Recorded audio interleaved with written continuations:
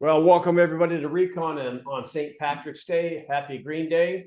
Danny Grimes here with the rest of your coaches on Recon. And you know what? Is the name is morphing into Mastery Recon because Recon is short for Real Estate Conversations. I want to add the mastery part is because we are attempting to give you wisdom in all kinds of conversations, not just objections. We want you to look at the situation properly and have the proper conversation. We were chatting before we went live, and you know what? There's a lot of athletes that use different types of tools like balls or golf clubs or pickleball paddles. In real estate, we use conversations. That's how we win, and that's our club, so to speak. So welcome, everybody. Today's situation, can you imagine your very first listing, you get it on the market, you have a showing, you're so excited, you get a call from the buyer's agent, and the buyers are putting in a full price offer and you're doing burpees in your mind. So you're excited to call the seller. And this is how the conversation goes.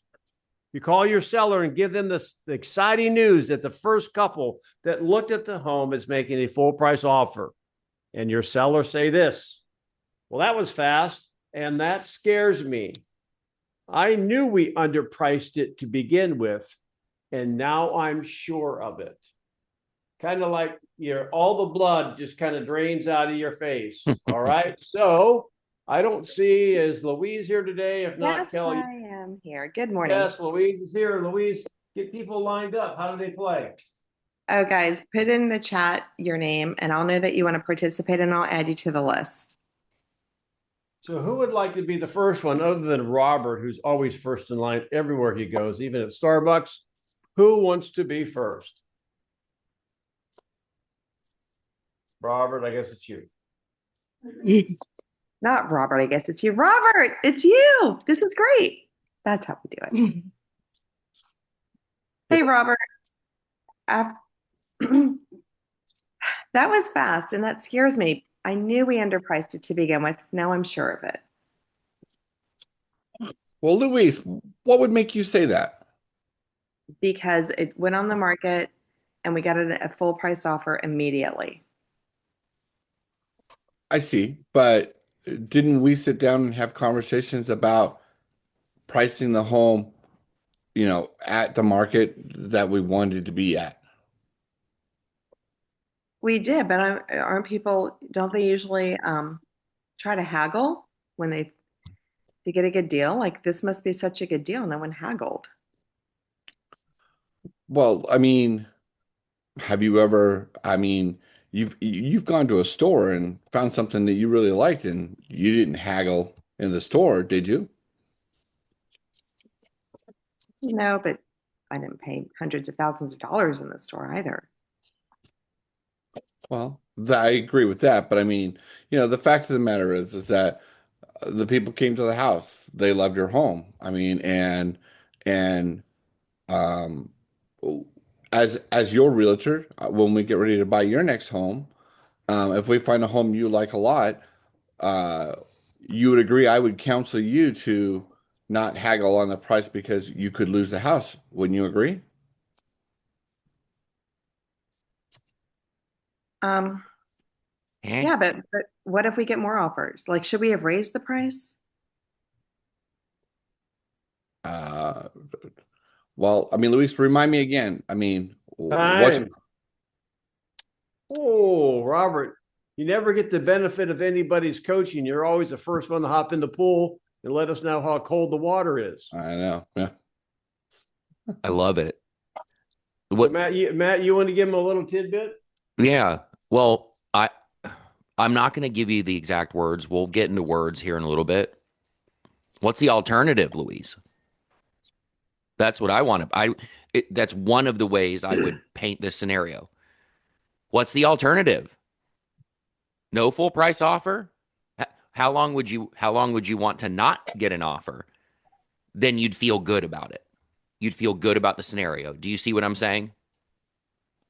I anticipated that, Matthew. And so for everyone, I've got a little thing I want you to write. We have the model, right? Acknowledge, isolate. That's kind of the objection model. But is this really an objection? It kind of like is kind of disguised. But here's here is my wisdom on this. Number one, get into curiosity.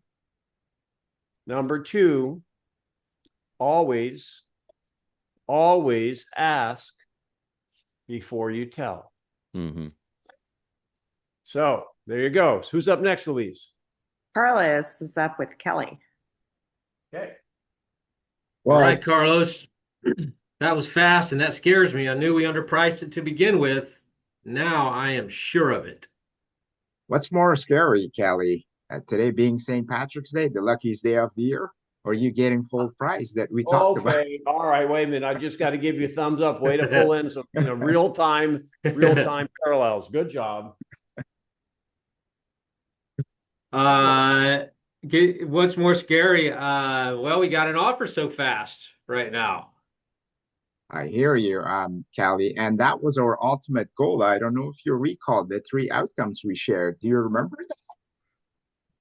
I do, but I wasn't really expecting that to happen so quick. Let me ask you this, Kelly. What were you expecting to happen, really and truly? Well, I kind of thought we would see a couple other offers come in. To be honest with you, to have something to compare and negotiate with. I hear you, Kelly. And you know what, Kelly? Do you play any sports? Yeah, I mean, I did. I know about that. What do you play? Like basketball, soccer, golf? Yeah, I golf. Okay. Let me ask you this. If you take a good swing and you get it in the first shot, would that surprise you or scare you, or would you be happy? Well, I'm taking every good shot I can take. Gotcha. So this is a lot like that, Kelly. We got what we wanted, and we're gonna move to your next plan. Like you were sharing with me that you wanted to get a house in Albany. Time. Matt, it sounds like they're trying to sell them on something. Yeah. Comments, please. Yeah. Well, yeah, you're like, I can't think of a really good analogy right now. Well, actually, you know what? I can think of a good analogy. It's like they come into your restaurant and they're like, well, you know what? I really want the baked potato soup. I just want the baked potato soup. And you're like, yeah, but we've got this grilled cheese. Listen, this grilled cheese, you really need to try this grilled cheese. This grilled cheese, no, I just want the baked potato soup. So just ask him a question. He said, Kelly's like, well, I didn't think it would happen so fast. Well, when did you want it to happen? Stay agnostic to it. Seek to understand. Well, what would make how would you feel if we were on the market for 6 months and you got a full price offer? I mean, how much time is acceptable to get an offer like this? So you guys that are role playing, again, I'm going to recommend you asked, you had some good parallels, which I like. I can tell you're not a golfer because when you say you got it in on one shot, what's that called? Hole in one. Hole in one. It's all right, dude. It's good try. I mean, I wouldn't be able to do it on gymnastics or something like that. So what Matt's saying is, be agnostic. And when we give you guys coaching, it's okay to copy us. Mhm. We're attempting to give you the words to say. One thing I do want to bring up, we always talk about the three outcomes. This is mastery level real estate. And I got to think a little bit. We've had this conversation before, but there are three outcomes. And in some markets, we've seen homes go very quickly. And let me ask you, could we have prepared our seller that outcome three, which the home sells, could happen quickly? Like, for example, I have had Matt, sometimes if I sold the home quickly, they wanted me to discount the fee. So I always ask them, hey, listen, are you okay if your home sells fast? Right. And they laugh. Of course, of course that's okay. Well, the reason I asked, Matt, is that I've had sellers, when they sell it fast, think that I've underpriced it or I should discount my fee. And so if you feel that way, I'll just sell it slow to make you feel better. Is that okay? I'll charge you more the longer it takes. How's that sound? Yeah. Do you want a fast root canal or a slow one? But here's what we're saying, guys. Don't sell them on the idea of taking the offer. Right. Find out, all right, well, ball's in your court. What would you like to do? And the last thing I want to add before we jump to the next role play, guys, remember we've talked about before, not in this scenario, but in others, not setting an expectation is setting an expectation. And it's, but in the reverse, it's not a good thing. So you want to set the expectation clearly. Hey, the very best deals sell quickly. We'll know very, very quickly if the market's going to accept what we're positioned at or not. We should. And if we don't, then we have a problem. So you having those conversations up front ensures you don't have these issues on the back end. So you guys are the coaches that are doing the role play. When they said, well, we sat down, I want you to remember that when you sat down with the agent, you didn't like. baby? So kitten, mute, please. All right. Who's next? Okay, Jenica. That was fast, and that scares me. I knew we underpriced it to begin with. Now I'm sure of it. Well, Luis, let me ask you, what price would you be okay with? Well, I'd like it to go higher. Okay, and we're at 650 right now, so how much higher were you hoping for? Well, it would have been cool to get an auction effect, have multiple people interested in it. Got it. Yeah, that would be nice. What I know we went over those three outcomes when we first met, and we did talk about the fact that it could sell quickly if we were positioned properly. And here we are. So where would you like to go from here? Should we raise the price? Do you mean counter the offer that we have or raise the price on the listing to the public? What do you recommend? Well, so usually we know in the real estate market that the best deals do go quickly. So let me ask you this. If let's say we don't respond to the offer, let them know that it's not high enough and we don't have another offer for 4 weeks, how will that affect your plans for moving? Oh, well, that wouldn't be good because, we wanted to be in the next place by the end of next month. Got it. Okay. So do you feel comfortable responding to this offer then? And how would you like to do that? Yeah, I think we should move forward with this one. Oh my gosh, Okay. there's Louise. Everyone wants Louise in their Christmas stocking for a buyer or seller. Matt. It still really feels like a push from me on my end. It's and I'm not saying that to rub sand on you or in your You're face. fine. It just, guys,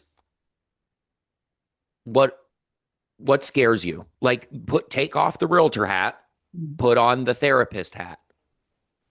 What scares you about this? And you're just having a conversation.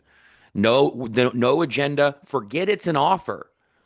Just start talking to them about, hey, what's the problem here? What do you perceive the problem to be? And then they're going to say, well, I think you underpriced it, blah, blah, blah. Okay. So what do you think we should do? Don't talk about motive. Don't talk about where are you going. Don't talk about when you need it done. Now you're solving problems, guys. These are the problems that we help solve. This is where you earn your money or commission. What would you like to do? Be an advocate. That's why he said, get into curiosity. Ask before you tell. And so, Jenica, the only thing, I thought your pace was good. I thought you did a really good job. However, one of the things I want to comment on is what price you started. Well, what price do you want? It really isn't about price. They weren't expecting it so fast, so it's got them back on their heels. So slow it down. Matt's well, okay. Hey, listen, the ball's in our court. What would you like to do?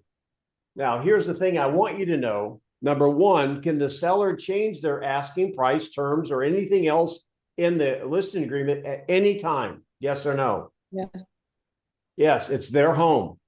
And are they obligated? Don't lay the card. Well, now they're obligated to pay my fee if I bring them at a full price offer and they walk away.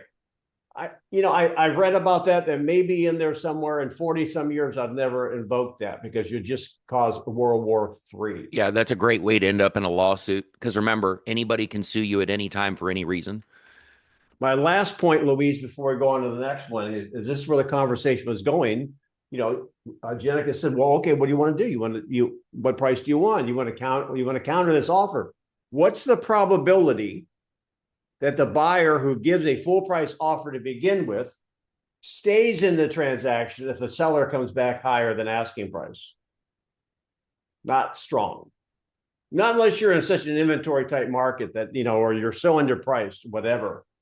So you'd have to say, well, we could do that. However, most likely we'll lose the buyer, which means we don't know when the next buyer.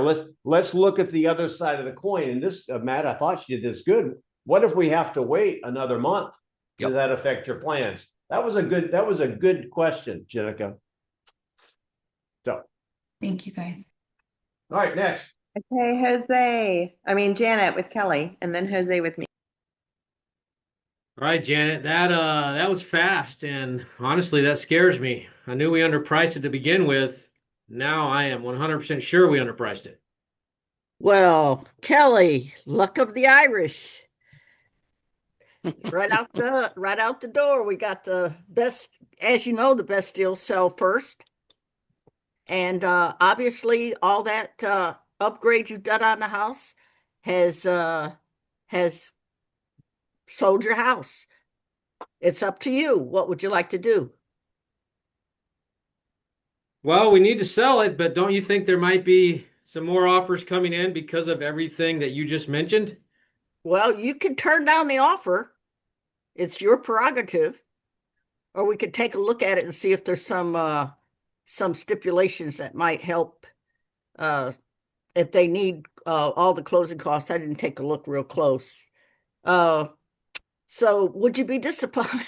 I really would have looked at it, by the way. You would have. You would have. You're darn right. Would you be disappointed tomorrow if you decided to turn down the offer? And I screwed this up. No, you got it. Keep going. You Keep had it. going. That was good. That And was within good. 6 months, we didn't receive another offer. There you go. All right. So nice job, Janet. Way to stay on point, Matt. Yeah, if you're gonna use the St. Patrick's Day, you got I to love that. when they say that, I'm scared, I underpriced it, now I'm sure of it. Well, Kelly, I'm guessing you've got some Irish in your family tree because that luck rubbed off on you, eh? If you want to use that. Anyway, Okay. so the interesting thing with what Kelly said is he said, well, do you think we should wait and see if we get other offers? I mean, I know I've heard that a dozen times. I know Denny has.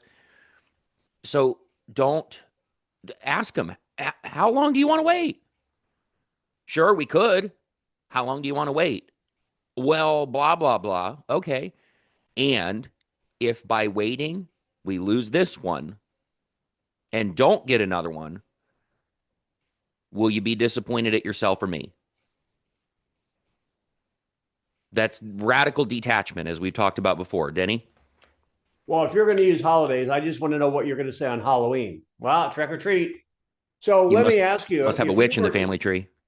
If you have a listing on the first day, get one showing and get a full price offer, what do you know for sure? Who wants to tell me? What do you know for sure? Somebody saying yes, and it's not you. The market said yes. That's right. All right. Would you then assume maybe you've got a position correctly? I tricked you guys. So here's mastery level. I said, what do you know for sure? You don't know that for sure. Mm-hmm. It could have been it could have been the hole in one in the hurricane. It could have been the outlier. You could go weeks and months and never get another offer. You don't know another showing. Sure. Yes, right. It could have been. So you don't know it for sure. Because if it's kind of like, okay, if you're playing cards and you win the pot, and maybe do you want to go ahead and push it and put it all on red, or do you want to walk away a winner? So if you had 3 offers or 4 offers or 15 offers, you probably know for sure you hit the market right. Yeah, it's like when COVID hit, guys. I literally, this is a real number, 78 showings in 24 hours. 78 showings in 24 hours on some of our listings. And then you've got, so like they talk about your track record, like that you see it has a track record that the trend is your friend. This will probably continue. But hitting a grand slam, no, you can't hit a grand slam on the first pitch, but hitting a home run on the first pitch only tells you might have got lucky. Might have got lucky. Number next, Louise. Okay, number next is Jose with me, and then we're going to wrap it up with Francisco and Kelly. Okay, groovy. Hey, Jose, that was fast, and that scares me. I knew we underpriced it to begin with. Now I'm sure of it. Got it, Luis. What part scares you? The fact that it was the first day, first offer, full price. I knew we underpriced it. Should have been higher. Got it. I can understand where you're coming from. What would you like to do next, Luis? Is there a way we can hold off on accepting this and see if other offers come in and then maybe get like an auction going on? We're gonna do whatever's comfortable for you, Luis, but I do have to ask you some tough questions. May I do that? Sure. What would happen if How long we would don't you like accept to it? hold off? How long would you like to hold off? Well, do you think they'll wait, that this buyer will wait for, I don't know, until the weekend? I don't know. What happens if they don't wait, Luis? Well, I don't want to lose them. I just want to make sure we're getting the best price for the house. Okay. What if we decided to wait, we lose this, and we don't get another offer in a week, in a month? What would that do to your plans? No, that wouldn't be good because, as you know, we want to pursue this other house and we want to close simultaneously. Okay. So I'll ask you again, what do you want to do, Luis?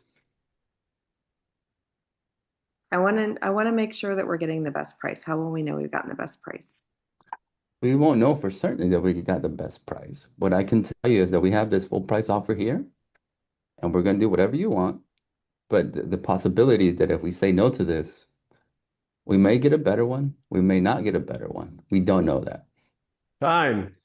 Actually, Matt, I'll let you go first, but I'm just saying, structurally, that was pretty well done, Matt. Yeah. And in those situations, Jose, the sandpaper that I'd give you is you're already having a two-way conversation. You don't necessarily have to tee up we can do whatever you want. I need to ask you some tough questions.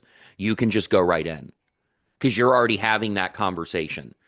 So you just you can omit that and then just say, well, how long would you like to wait? Because that was the follow-up question. How long would you like to wait? How much more time do you want to give them? And then when she says, well, can we wait till the weekend? Or will they wait till the weekend, which is kind of what she asked? I don't know. I really don't know, but we can ask. Now, let me ask you this. If they're not in a position to wait until the weekend because they really need to get a home or they just don't want to wait for us, what do we tell them then? I don't focus on motive and all that. What will that do for your plans?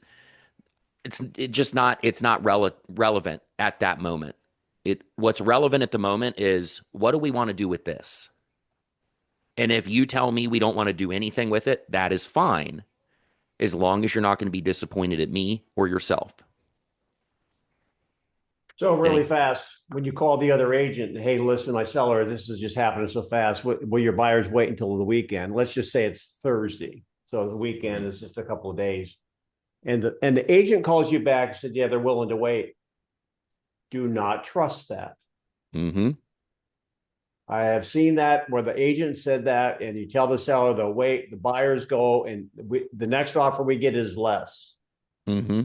One more thing is, what the opposite of this is, and you guys should know this, and we can practice this in the future, is a buyer makes an offer and they're going in low and the seller accepts their offer. What does the buyer think now? Oh, Could have got it for less. I offered too much. So that's the other side of the coin, what we have to get skilled at. All right, Francisco and Kelly. All right, Francisco. Man, that happened really fast. And that scares me. I knew we underpriced it to begin with. Now I'm 100% sure of that. Kelly, what do you think will happen if, or how does this affect your plans? I'm sorry. All right, start over, keep going. You just can't walk away. Go ahead, Francisco. How do how does this affect your plans, Kelly? Are you happy Um, about this, or well, I'm nervous about it. I knew we talked about it selling and the market was going to talk to us. I understand that, but I was really expecting more offers to be able to choose from. I see. Softball. Choose from. What happens if we don't get any more offers, though, No, hang Kelly? on. No, he wants to. Okay, so would you want some lower ones to choose from? Mhm. Okay. Would you like some lower ones to choose from, Kelly? Oh, no, no, no, no, no. That's not what I meant. That's not what I meant. Mhm. I want people competing at the highest price. That's sort of where I was taking that. I see that, but is that going to be at the risk of losing this buyer? Uh, it uh, it could be. I mean, can we mitigate that though? Well, we don't want to trust I'm all ears on that. something that we don't have any control over, you know? Time, Matt. So, man, I could deep dive on this. Remember to put you can always put the shoe on the other foot, guys. So let's say that you were this buyer. You made this full price offer on the property, and then the seller comes back to you and asks you to wait. What do? And then when Kelly said, "Well, I was hoping to have more offers to choose from. How many more?" And let's say that you had that. Let's say you had five. He said five. Let's say you have five.